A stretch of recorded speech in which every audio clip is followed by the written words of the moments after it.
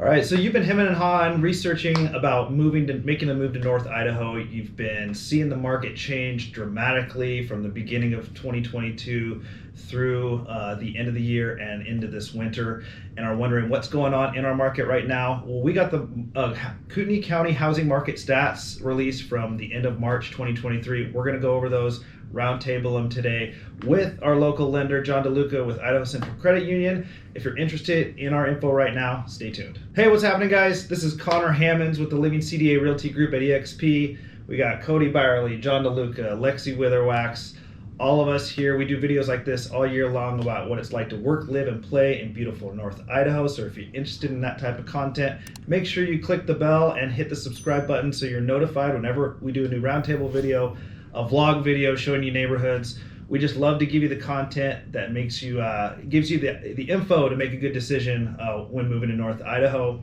And we help people all year round, but we can't help you unless you call, text, or email us. So reach out. Don't just watch the videos. If you're moving up here, if you want to make the move and work with a professional full-time team, reach out to us. Phone, text. We're always working for you guys. So let's jump right into it. Market stats came out for the end of March. Trends are kind of, I think, similar a little bit to what February stats were. Mm-hmm. Numbers are kind of going in the same direction. Let's just kick it off right now with what our MLS has given us. Yeah, so we'll start with median home price. So looking at where our homes are averaging as far as sales price goes. So 501,000, which shows that it's or 501,000. Sorry, 500 shows that it's down 5.9%.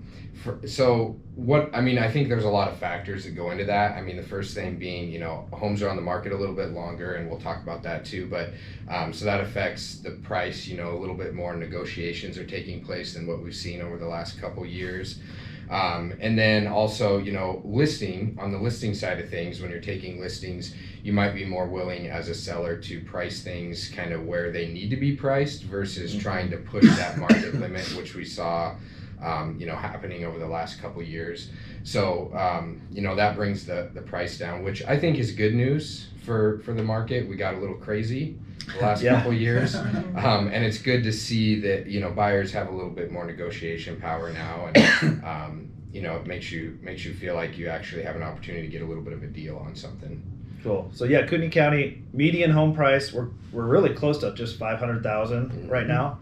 And this is just taking into account site-built homes on less than 2 acres. So this is not counting vacant land. This is not counting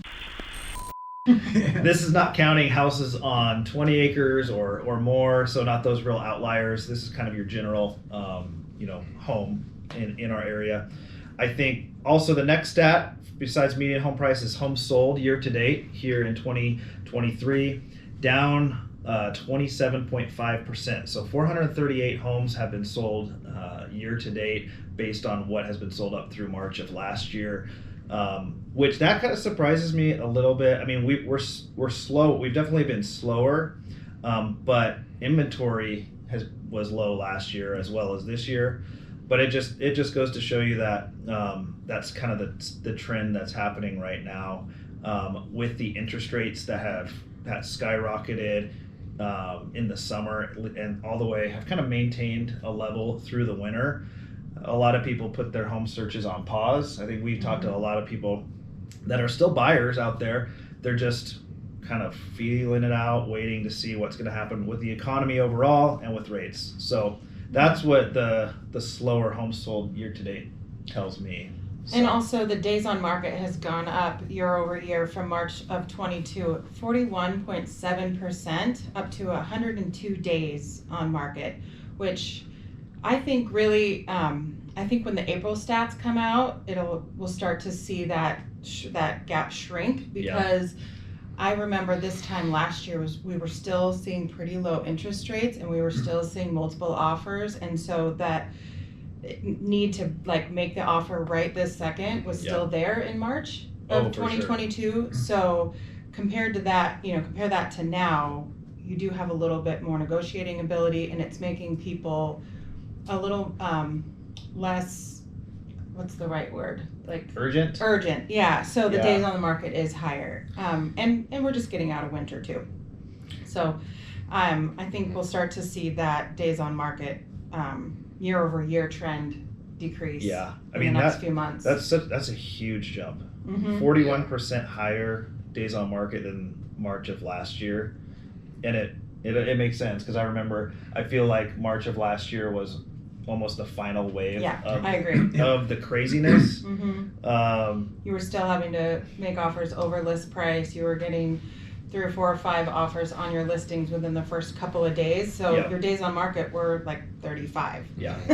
Just unless Yeah. it was I cash. think I will forever have one house in my head that I listed last March and sold in April where I had, I think, 22 offers Yeah. on it. And I was like, that was the pinnacle house. And then Right. everything changed after that in terms of the peak of the market because it was just ultimate craziness. Mhm. So those are great numbers to see. I boots on the ground in terms of before we jump into the lending side of things, but in terms of the selling and putting in offers and having listings and negotiating right now, the median home price at 501 down 6% actually feels not as much as I feel it in the market. I feel like the home prices have come down a lot more than that, or It definitely feels you that can way. negotiate them down a lot more than that. Whereas you see a house that's been on the market a couple weeks even, 15, 30 days on the market, and you're able to come in as a buyer and have some pretty good negotiating power. And I think sellers are being more receptive to actually negotiating down and getting deals done. I think to piggyback off of that too is, we get that question a lot as far as like, do we think home prices are going to continue to come down? And I think, a lot of this reflects off of the market snapping back, from back in the fall to winter. Yep. And so as we progress forward, at least the way I see it is kind of, we'll probably have a normal progression of pricing as things kind of level out. So I mean, a typical 3 to 5% per year increase in the market versus, we had 20-30% in 2020 and 2021, and it really shot things up. And so then things snapped back and people are like, oh, prices are coming down super quick. But there is a threshold there. I think we're kind of there too. Yeah, it feels like we're entering a balanced, healthy market.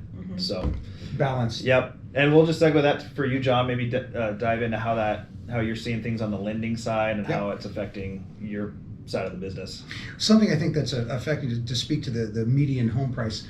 I feel that too, as far as the offers that I'm seeing coming in with the prices. They feel like they're coming down more than this number would suggest for existing homes. Something that's influencing and kind of, I think, coloring that number are new builds. New builds are a huge part of our market, and what the builders are doing is they're not dropping their prices. They're offering incentives. They're saying, hey, we'll give you, how about if I, instead of dropping the price on this new build, I'll give you AC and landscaping and a fence, and I'll give you 10 grand towards your closing costs, and also throw in some appliances. And so what that do is, I think that's artificially stimulating these numbers. And as far as because to your point, Cody, that was an unsustainable model. That 20% appreciation per year, it was unsustainable, and it was also it was too meteoric of a rise, because what goes up must come down, obviously.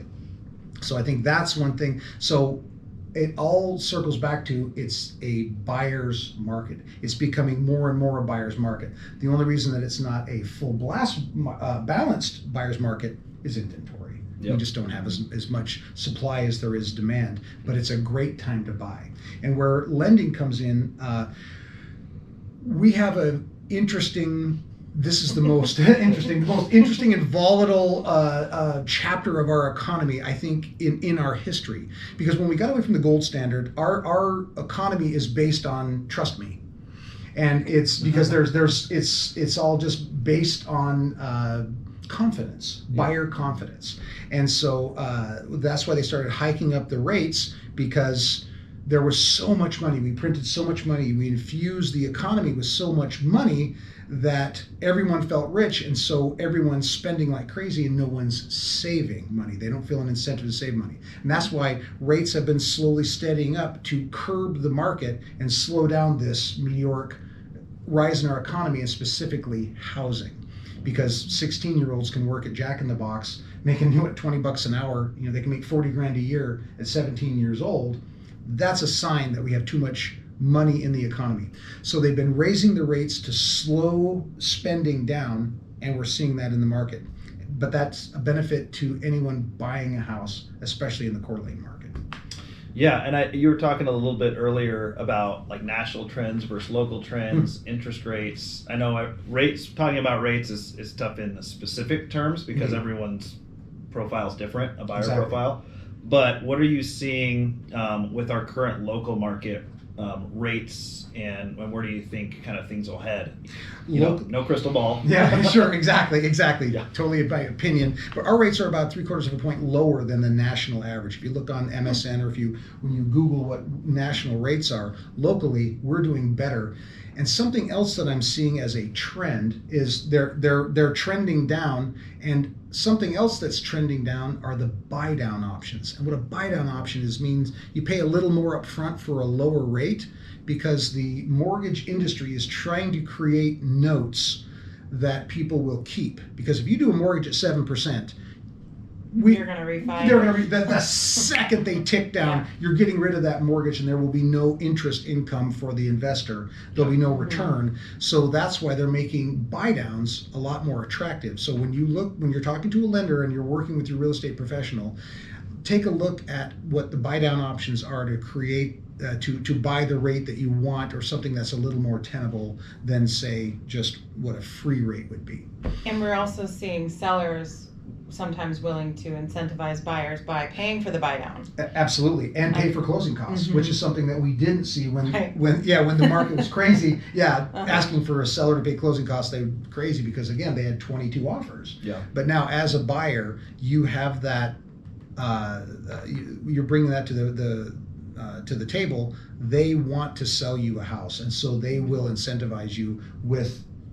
I'm seeing a lot more of that trend-wise. And rates are coming down. There's a couple reports that are coming out here in the next couple of days.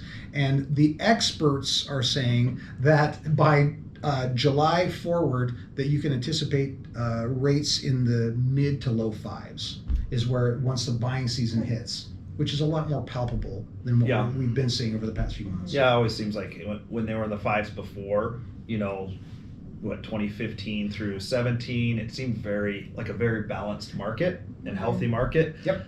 So I could see that happening again. I could also though see a flood, an initial flood of buyer activity, because there's a lot of people sitting on the sidelines. So if it dips down into the fives, we're still a market in North Idaho that's extremely desirable. I mean, we have a huge database, a big network of people that we know. They're just kind of like, hey, we're just going to kind of see what's happening. Maybe we'll come up in the summer and start looking at houses. So if that happens, if that trend continues, I can see our market picking back up a little bit again. And like you were saying, not crazy, but I think, back to those pre-2020 numbers where people were still moving here. They had a lot of 2018. people. Yeah, 2018. And we kept thinking like, we're really busy. This is it's still busy, just not like craziness. Yeah. Which is great, because during those 2 years we had a lot of people that, are panic buying, are moving here, are settling for houses that they maybe don't love. They just are like, yeah, that'll work for my family. And so now, as a buyer, if you're in a situation, if you're watching and you're looking to move here, you do have a great opportunity now to really look at the market, make a good informed decision, buy something that you love. Inventory's still a little low, so once you get on those searches and we're looking for houses, we're still waiting for that uptick that we always get in the spring, right before summer, which will come because as soon as school gets out, we always get an uptick in inventory. But just stuff to watch. Yeah, and I think it's important as a buyer too to remember that, you know, every property is different too. So, you know, like I still see quite often that a well-priced home in a really good area is still selling very fast. And with multiple offers And multiple sometimes. offers sometimes. So, you know, just assuming that it's a buyer's market, that, you know, you can come in expecting to offer, you know, I've heard people say, well, I've seen 5 to 20% discounts on. That's not always the case. No. You know, No. like we're talking about in general, but there are still properties out there that are really highly desirable and in Yep. need. So, Yep. yeah. I just listed a house and had 2 offers on it, Yep. and so there's multiple offers still happening. But perfectly said there. The other thing I wanted to mention is the new construction, because for the last few years, builders were not really letting you pick your upgrades, Yeah. customize. That- They were building specs and saying, it's done, here it is, this is the price. And now I'm seeing a lot of builders who are letting you choose your lot again, letting you choose your upgrades. Do you want a basement? Do you want a 3rd car garage? Whatever those things are, to really tailor the house to what your family needs, not just what the builder's design team decided to throw in that particular spec. So Yep. that's nice for buyers as well. Yeah. So overall, again, we love to do these roundtable market snapshot videos for you every month after the stats come out. We lag a little bit, about a month behind, because they don't come out till 2 weeks after the month is over. But John, thank you so much for coming in, giving a little lender perspective. And then if you're watching and have questions, obviously reach out, comment on the video, call, text, email us. However you got to get a hold of us, we'll help you find the right situation to be in. And also, we are working on a buyer relocation guide. It's almost finished. So if you have any interest in us mailing you one or emailing you one, make sure and let us know. It'll give you a lot more information on school districts, you know, places to eat, parks, all the cool things that we always sit down and talk with you about. But now we'll have a nice, cool marketing form for you to take a look at even before you get up here. So reach out, and until the next video, we'll see you later.